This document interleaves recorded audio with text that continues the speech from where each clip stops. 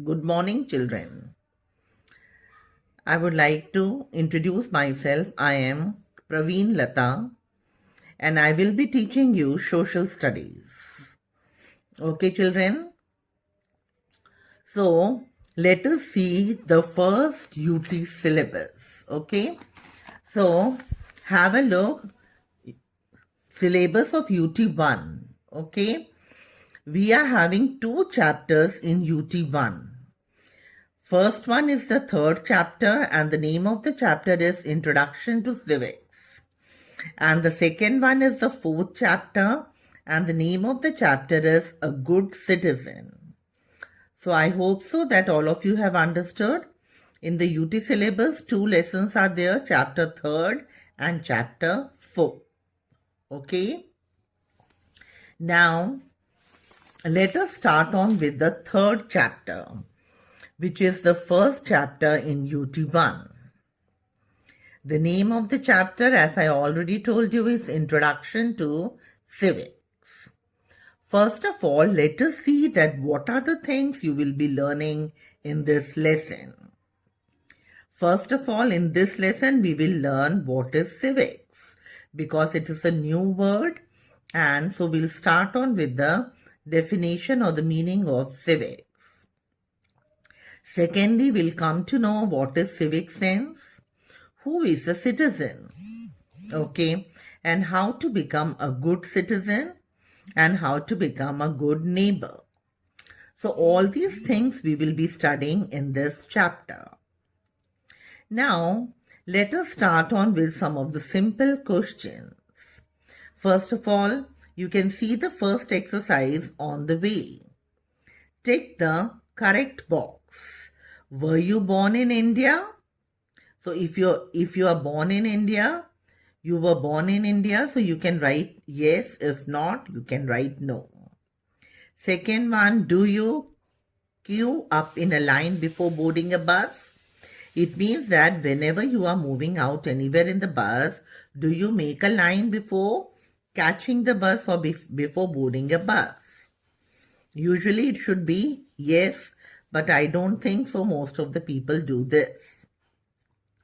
Third one is, do you keep your neighborhood clean and not dirty it? It should be yes. Okay. And then the fourth one, they are asking you, are you friends with the children in your neighborhood? I think so. Most of the children, they have their friends in the neighborhood. So the answer should be yes. Okay. But accordingly, as you wish, you can write according to your circumstances. Now, let us start on with what is civics. Okay, children? So, let us first read and then I'll explain you. The study of a person's rights and duties as a citizen is known as civics. So, children, you see, any person who is born in India and who lives in India, he is a citizen of India. And every nation here means country. Every nation provides some of the rights and duties to its citizen. So what is civics? It is the learning or the study of a person's rights and duties as a citizen. It is known as civics. Okay? And in civics, it also, as I have already explained to you, that it is the study of the rights and duties of a citizen. But apart from this, in civics, we also learn that how the government functions. Functions means runs or works. Okay. Now, children, the subject has been discussed in the past by Confucius in China and Plato in Greece. Now, these were the two persons, Plato and Confucius, who studied or who started with the word civics. Okay, they were among the earliest persons who discussed about this topic, which is known as civics. Okay, now, children, These two persons, they define civics in the terms of citizens' rights and duties in the public life. So according to these two persons, civics deals with the citizens' rights and duty. Okay, I hope so you have understood what is the meaning of civics. Now let us see the next topic, that is civic sense. Okay. Now, what is the meaning of the word civic sense? It means social ethics. Now, children, let us see what is the meaning of ethics. Ethics means the moral principle that governs a person's behavior. Okay,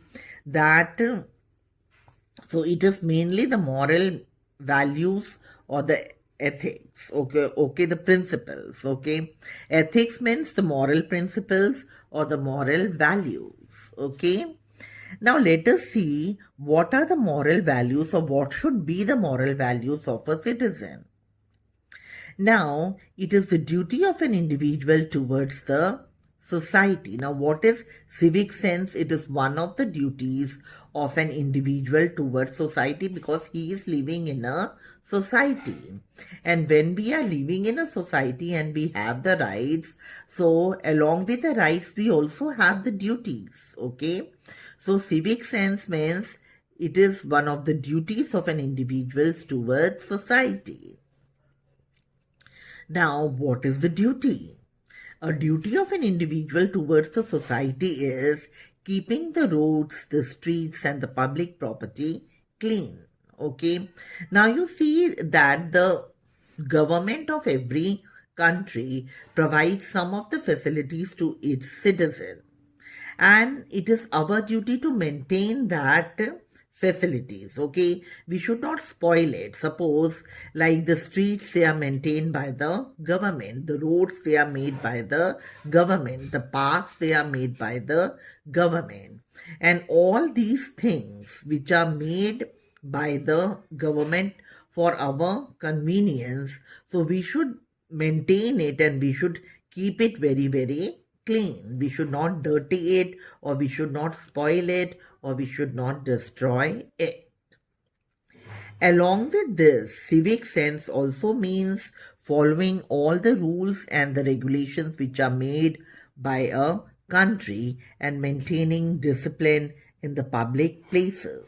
Okay, suppose if we are moving in a market, if we are moving in a bank, if we are moving in a park, anywhere which is a public place, we should maintain discipline. And it is also one of the things that we should follow all the rules and regulations which are made by the government of our country. Okay. Now, civic sense begins with the fundamental understanding of keeping our surroundings neat and clean. It means that the first step which we should take in the civic sense is keeping our surroundings, neighboring areas neat and clean. And then in this way, we should also realize the importance of cleanliness. Okay, because cleanliness, it is very, very important to maintain a good health. And if the citizens, they are healthy, it means that the nation will also make more and more progress. Okay, let us see which are some of the fundamental duties or which we should maintain in order to keep the civic sense. First of all, like examples are following the traffic rules which are made by our government, standing in the lines in order to maintain discipline and the smooth functioning of any like facilities. Okay, and then proper discharge of the garbage, etc. These are some of the common examples of civic sense. Okay. Now, children, see, one thing is very, very important, that the civic sense, it should be taught to the children from an early age, so that when they become big, they have that habit and they become habitual. Okay, then they don't find it difficult. So the children, they should be taught the civic sense right from the early age. Okay. Now, children, which are the two places where the children they learn most of the things? The two places are schools and homes. So, schools and homes they are the best places for children to learn various kinds of civic sense. Okay. Now, apart from this, the children they should also be encouraged in order to mix with the other people of different religions and different backgrounds. It is not that because as we say that India, it is a secular nation. So if we want to make uh, peace and discipline in the country, it is very, very important that we should mix up with the people belonging to different religions. Okay.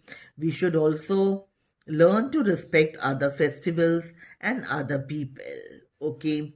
It is observed that the children, those who are taught the civic sense at an early age, they become very responsible citizens of the country.